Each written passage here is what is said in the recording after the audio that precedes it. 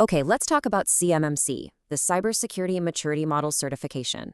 I know. The name alone can sound huge, like this massive, complicated mountain you have to climb.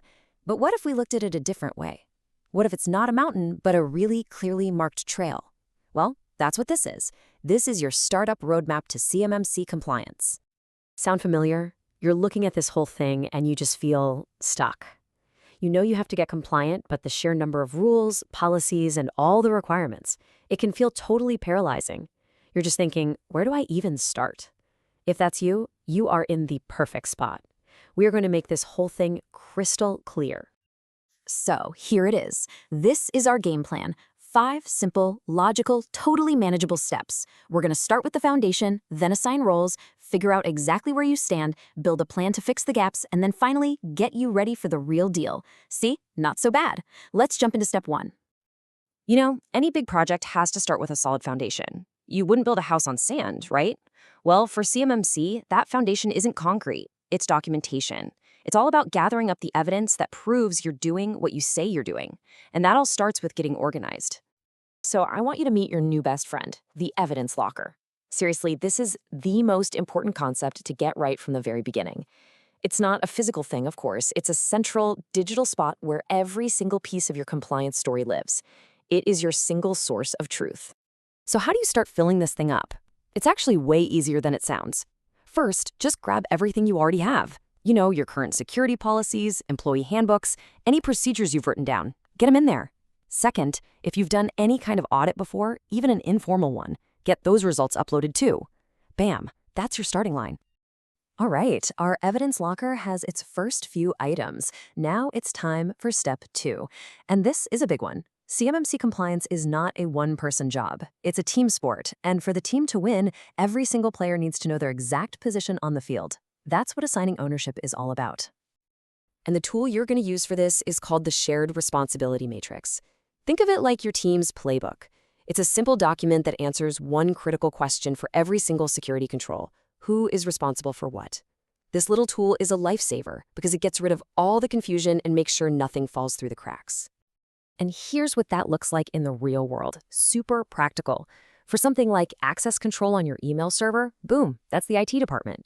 Incident response for your COI database, that's on the compliance officer. And I love this last one because it shows that some things, like protecting media on your workstations, is a job for all employees. It makes ownership totally black and white. Okay, so you've got your evidence organized and you know who's doing what. Now it's time for the reality check. Step 3 is all about analyzing your gaps. This is where we figure out exactly where you are today versus where you need to be to get compliant. I want you to think of this phase as your compliance cockpit. It's like you're the pilot, and you've got this dashboard that brings all your information together, everything from that evidence locker and your responsibility matrix. This is your mission control, that high-level view that lets you spot every little gap with total precision. And the process itself, it's really straightforward. On one side, you have your current state. That's defined by all that stuff you put in your evidence locker. On the other side, you have the official CMMC requirements. And that space right in between the two, yep, those are your gaps. That's the stuff you need to work on. Now, knowing where the gaps are is one thing, but actually fixing them is the whole point, right? So that brings us to step 4, turning all that analysis into a concrete plan of action. This is where the rubber meets the road, where we figure out the work, the resources, and yeah, the cost. A really solid action plan just flows logically. You start by figuring out the effort. How much work is this gap going to take to fix? From there, you can develop a smart strategy for how you're going to tackle it. Once you have a strategy, you can allocate the right resources, the people, the tech, the time. And only then can you build a realistic budget. But here's the key. You tie that budget right back to your plan so you can track everything and make sure you're staying on course. And just like that, we are at the final step on our roadmap. You've laid the groundwork, you've assigned the owners, you've analyzed your gaps, and you've built a killer action plan. You've followed the trail, and now the destination is right there in front of you. It's time to bring it all home and get ready for the assessment itself. So after all that preparation, what's left? What's the big, final, complicated step? Well, the secret is, there isn't one. The final step is simply to begin, to execute the plan. You've got the map, you have the strategy. All the hard work of planning is done. Now you can move forward with confidence and get ready for that official assessment.